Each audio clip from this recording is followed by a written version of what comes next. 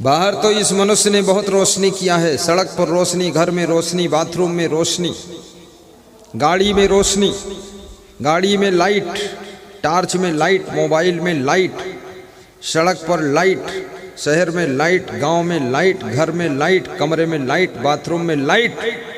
लेकिन आपके दिल के अंदर घनघोर नाइट, नाइट, नाइट, लाइट नहीं, नाइट, नाइट माने अंधेरी रात है, अमावस की रात आपके दिल के अंदर।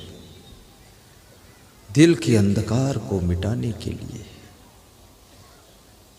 याद रखना, ज्ञान का दीपक जलना चाहिए। और ज्ञान का दीपक एक बार जल जाए, सावधान नहीं रहोगे तो बुझ भी जाएगा। कितने लोगों को ज्ञान होता है और फिर गुप्त हो जाता ज्ञान, लुप्त हो गया ज्ञान।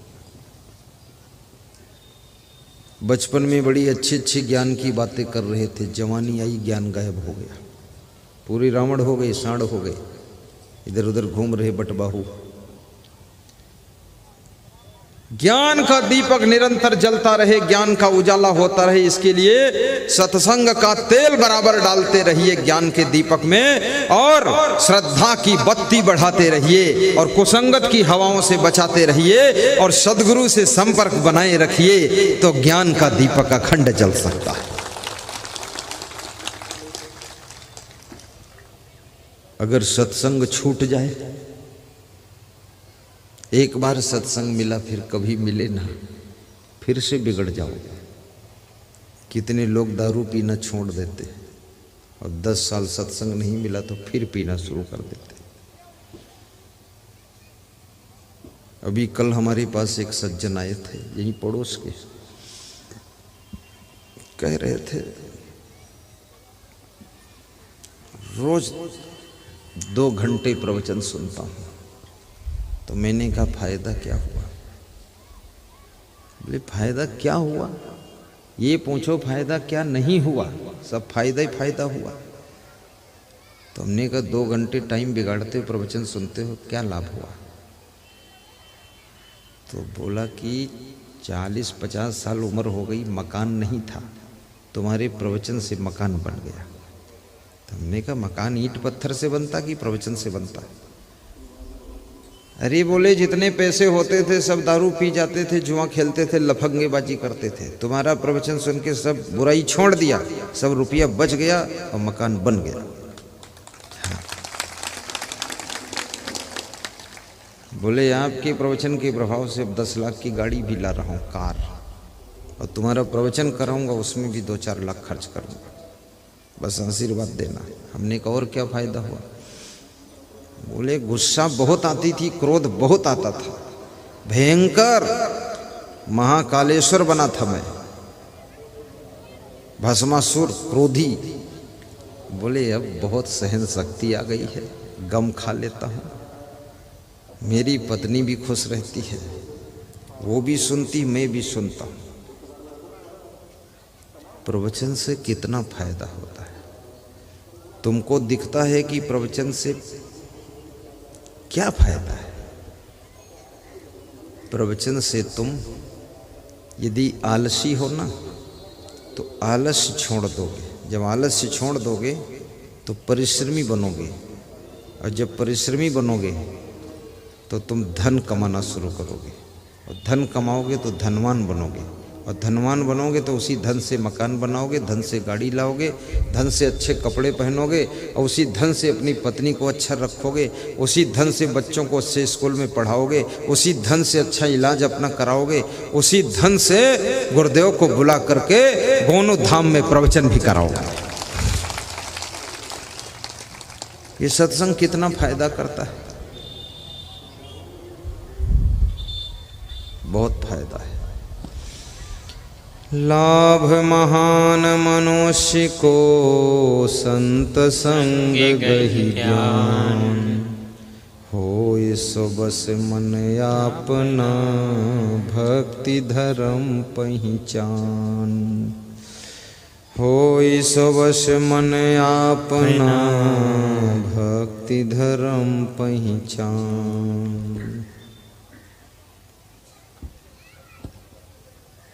सत्संग से भक्ति भी मिलती है। धर्म की पहचान होती, सच्चा धर्म क्या है। अगर सही सत्संग न मिले तो तुमको यही नहीं पता कि भक्ति धर्म है क्या। भक्ति के नाम पर तुम उछलते रहोगे, कूदते रहोगे, नाचते रहोगे। भक्ति धर्म के नाम पर तुम हुल्लड़बाजी मचाते रहोगे। मैं देखता हूँ अभी होली का पर्व आया है, जगह जगह गांवों में बच्चे लोग रस्सा लगा के खड़े हैं, रोको गाड़ी, कहते रुपया लाओ। क्या करना है? बोलते होली है, पूजा करनी है, लाओ रुपया। डंडा लेकर खड़े हैं, रंग लेकर खड़े हैं, रस्सा बांधे हुए हैं, रसीद बुक भी लिए हैं, पैसा दो, पुजारी हूँ। ये कोई भक्ति है? डंडा दिखा दिखा कर गुंडागर्दी करते हो कि भक्ति करते हो? मालूम ही नहीं, सत्संग कभी सुना नहीं। सत्संग विहीन व्यक्ति भक्ति भी करेगा तो उल्टा ही करेगा। इसलिए राम ने कहा है 9 प्रकार की भक्ति जो है उसमें से प्रथम भक्ति है संत का सत्संग सुनना। प्रथम भगति संतन कर संगा, दूजे रति मम कथा प्रसंगा। पहली भक्ति सत्संग श्रवण करो, अन्यथा भक्ति आएगी ही नहीं।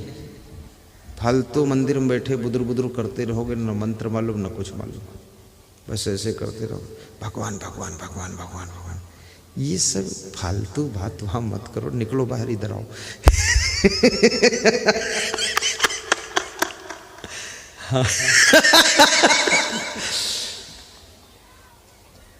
राम काज की नहीं बिना मोहि कहाँ विश्राम।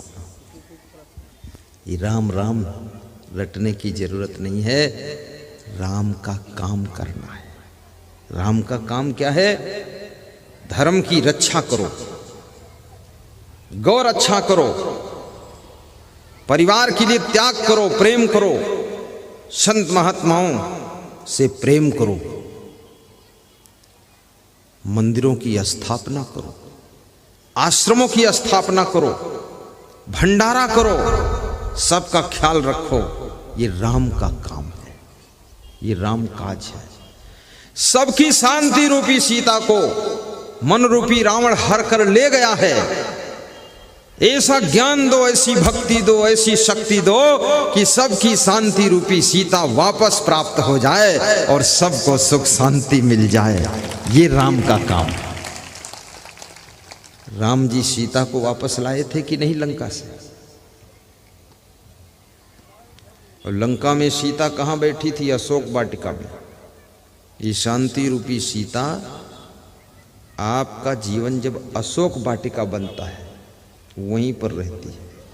कितने लोगों की जिंदगी तो शोक वाटिका है, बड़ा शोक है, बड़ा दुख है, बड़ी उलझन, बड़ी टेंशन, बड़ा आफत, बड़ी खुराफात, झगड़म झगड़ी, घर में खटपट झटपट सब चल रहा है। सब महिलाएं इंग्लिश बोल रही हैं, किलबिल किलबिल किलबिल, कोई सुनने वाला नहीं है। वहाँ कहाँ शांति रूपी सीता रहेगी? शांति रूपी सीता अशोक वाटिका में रहती है। अशोक वाटिका, अशोक का मतलब जिसके मन में शोक नहीं है, वहाँ शांति रूपी सीता विराजमान होती है। और शोक उसी को नहीं होता जिसको ज्ञान होता है।